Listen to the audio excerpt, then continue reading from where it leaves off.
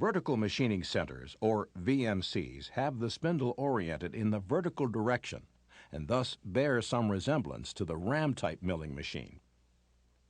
Verticals may be preferred over horizontal machining centers when work is done primarily on a single workface.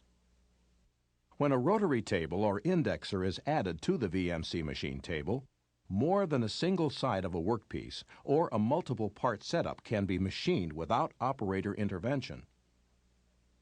Rotary devices either index the part to present a new work surface to the spindle, or they rotate it slowly under full CNC control while it is machined.